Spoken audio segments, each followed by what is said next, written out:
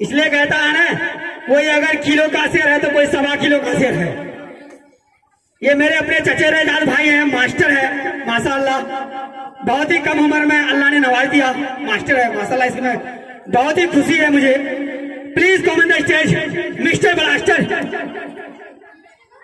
2 भाई तो मौजूद हैं, तीसरी भाई को मैं बुलाना चाहता हूं, मिस्टर ब्लास्टर जनाब शहबाज राही साहब, उर्दू स्पीच के लिए। Welcome comment stage. हमको लगता है किलो का, ये है 1.25 किलो का, तो ये होगा 1.5 किलो का।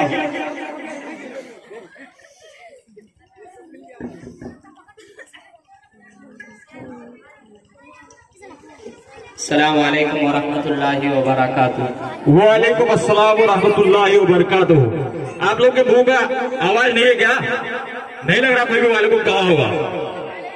अस्सलाम वालेकुम वरहमतुल्लाहि वबरकातुहू। वालेकुम अस्सलाम रहमतुल्लाहि वबरकातुहू।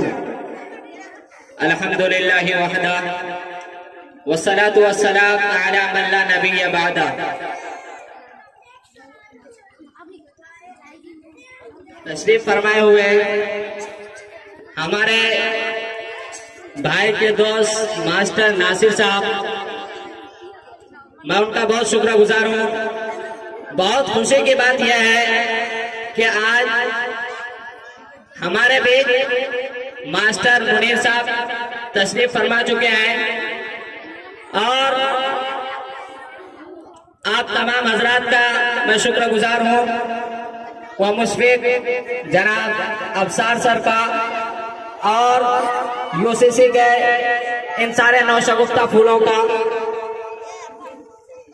मिल्लत इस्लामिया के गय्यूर नौजवानों,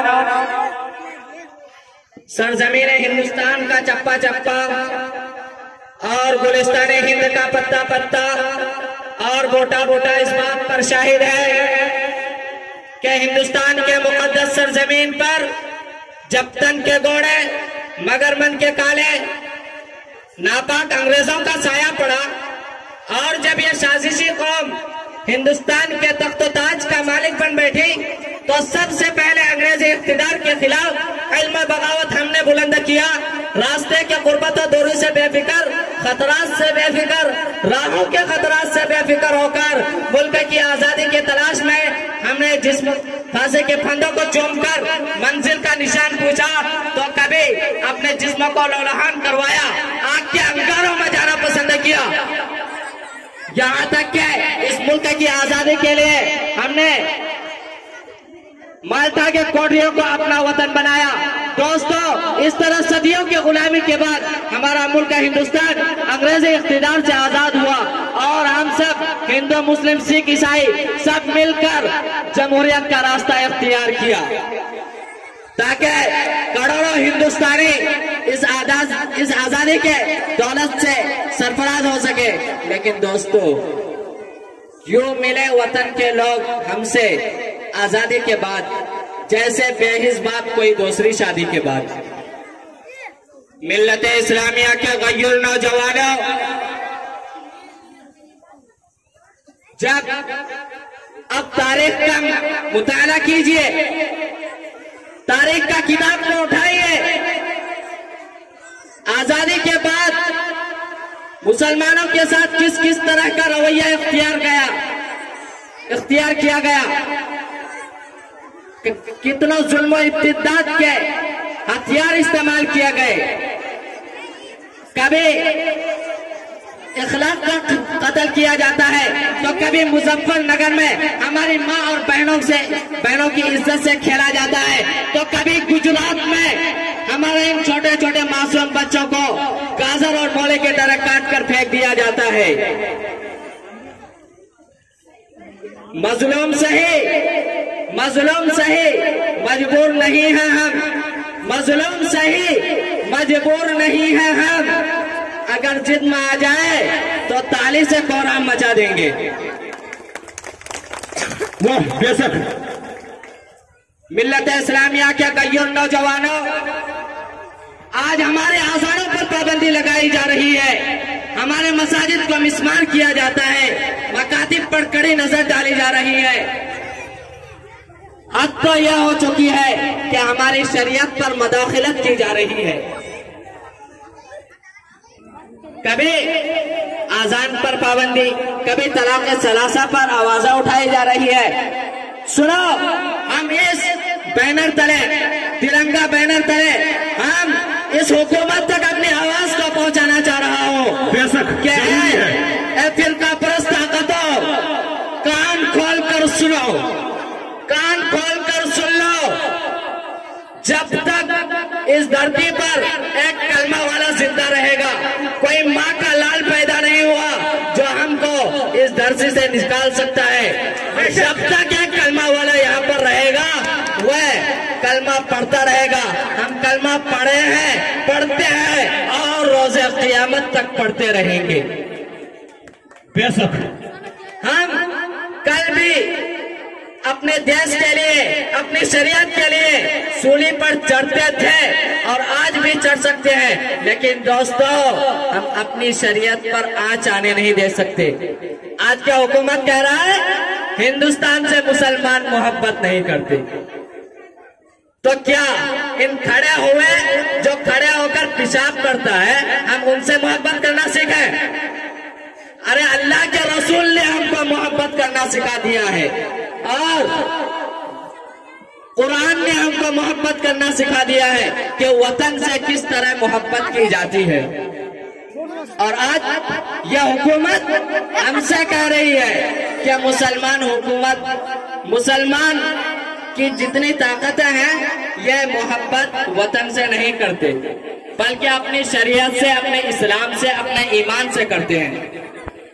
तो आप लोग बताइए, आप लोग अपना ईमान शरीयत के साथ वतन से भी मोहब्बत करते हैं? बिल्कुल, बेशक करते हैं।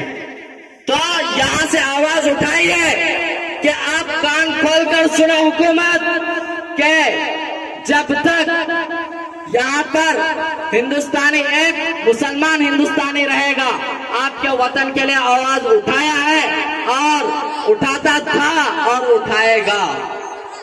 क्या अबुल कलाम आजाद का वह बयान भूल गए? वह बयान भूल गए जब अंग्रेजी इक़्तिदार के बादशाह ने अबुल कलाम से कहा कि अबुल कलाम हम तुम्हें आजादी दे देंगे, लेकिन तुम लोग इत्तिहाद को खत्म कर दो, हिंदू मुस्लिम सिख ईसाई में जो तुम लोग का इत्तिहाद है उसको खत्म कर दो, हम आजादी दे देंगे। लेकिन अबुल कलाम आजाद ने क्या कहा कि हम ऐसी आजादी पर थूकते हैं, लात मारते हैं जिसमें हम सब इत्तिहाद से ना रह सके।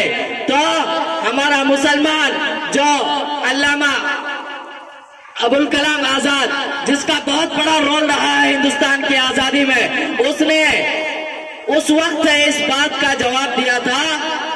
तो क्या वो कौन थे? मुसलमान थे या खड़े होकर जो पेशाब करते हैं वो थे? कौन थे?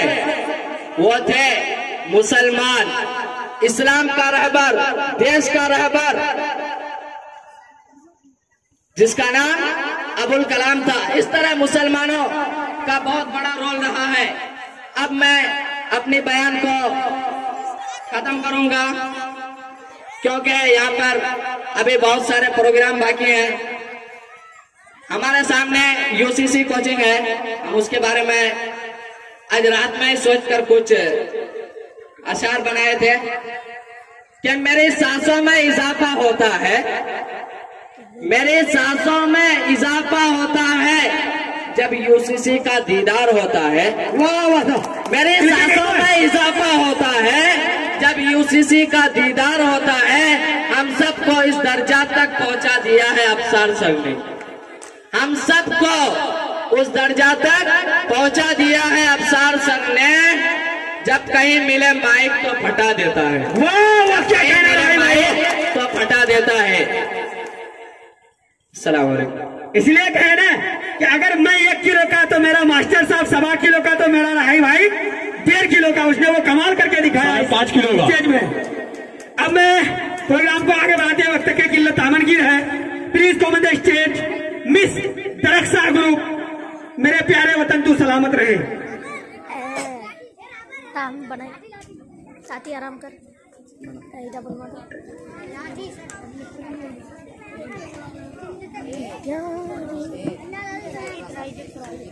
सही तो है।